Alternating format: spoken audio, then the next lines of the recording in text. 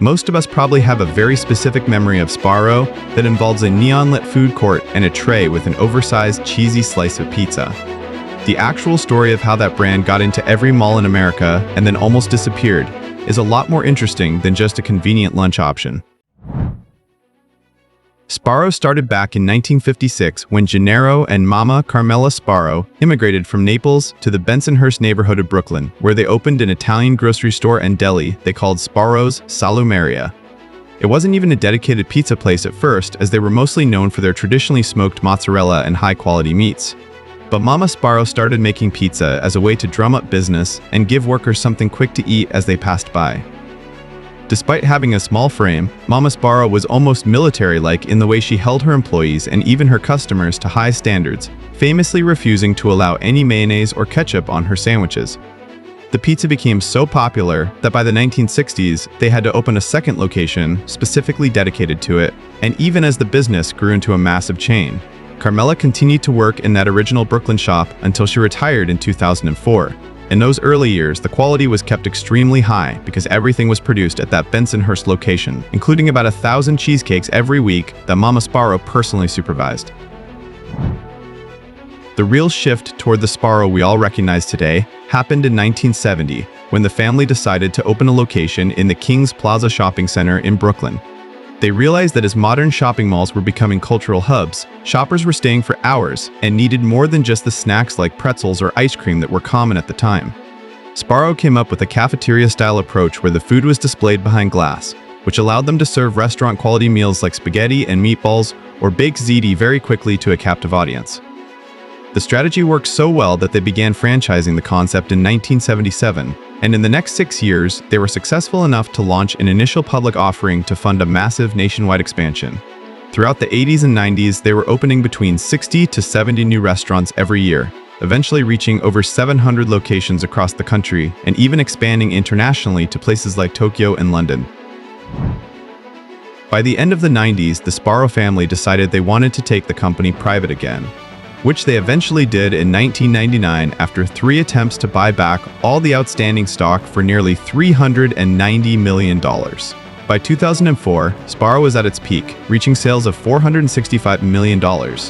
But there was trouble brewing because even though the founders' sons were now back in full control, the buyback had burdened the company with a significant amount of debt, just as the retail landscape was beginning to shift.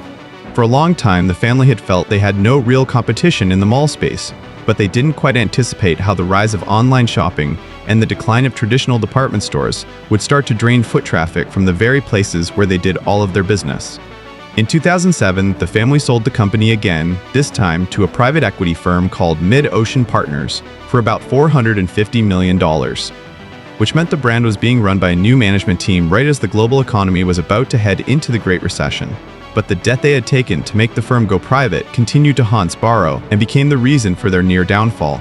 I'll talk about it more, but first, if you're finding this deep dive into pizza history interesting, please consider subscribing to the channel to help us reach our target of 5,000 subs. As recession hit in 2008, consumer spending dropped significantly, and Sbarro found itself on what Moody's called the bottom rung, a list of companies that were at high risk of defaulting on their debt. The company was facing a bit of a perfect storm because not only were malls becoming ghost towns, but the costs of doing business were also spiking. Real estate prices in malls had been set during the boom years of the mid-2000s and were now extremely inflated while at the same time. Global food prices were spiraling, with prices for basic commodities like cheese and flour going up by as much as 25% in a single year. Because Sbarro was so heavily tied to these expensive mall leases and was struggling with nearly $500 million in debt, they eventually had to file for Chapter 11 bankruptcy in April 2011. They managed to emerge from that first bankruptcy about 7 months later by restructuring their debt and getting a cash infusion from lenders. But the underlying problem of being stuck in declining malls hadn't really been solved. To make matters more complicated, the brand was also dealing with some internal reputation issues and a changing consumer who wanted healthier or more fast casual options. While Sbarro had stayed largely the same for decades, competitors like Domino's and Pizza Hut were updating their recipes and investing heavily in technology and delivery systems. Sbarro's menu was often criticized for being too greasy or calorie-heavy, and they lacked the online ordering platforms that were becoming standard in the industry. There was even a strange bit of history that came to light around 2012, when old FBI files suggested that the company had been making protection payments to the Genovese crime family from the 60s till 2004. Though the family eventually refused to keep paying. All of these factors, the debt, the mall decline, and the aging brand image led to a second bankruptcy filing in March 2014, less than 3 years after the first one.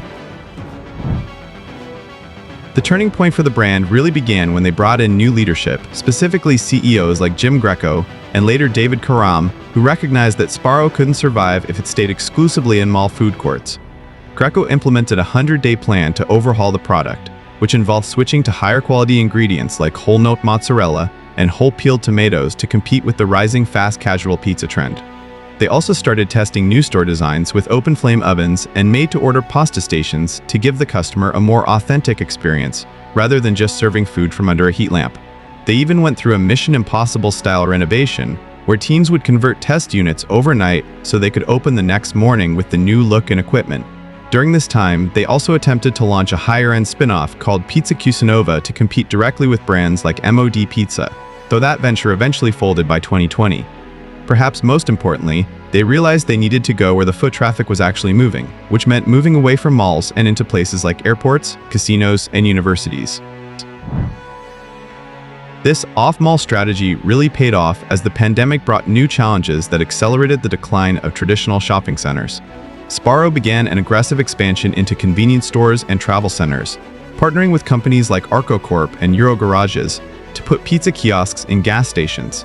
The idea was that people are still looking for quick, high-quality meals on the go, and a convenience store footprint is much smaller and more flexible than a full food court setup. They also expanded their partnership with the US military, opening several locations on bases to serve personnel and their families. This shift has been so successful that last year Sbarro hit a milestone of 800 restaurants worldwide, which is a significant comeback considering they only had about 300 US locations left just a few years earlier. In the last year alone, they've opened more than 100 new restaurants across 27 countries, showing that the brand has managed to find a new life by leaning into its New York heritage while completely changing its business model. They've even started collaborating with other brands, like Mike's Hot Honey, to keep the menu feeling relevant to modern tastes. It's a bit of a full-circle moment because they've gone back to focusing on that original XLNY slice that Mama Sbarro was selling in Brooklyn nearly 70 years ago. Just now, you're more likely to find it at a highway rest stop or a neighborhood convenience store than at the local mall. The brand seems to have figured out that while the way people shop has changed, the desire for a reliable, oversized slice of pizza is pretty universal, as long as you're willing to meet the customers where they actually are. Thanks for watching the story of Sbarro. And if you want to see more breakdowns of business success and failures like this one, let me know in the comments.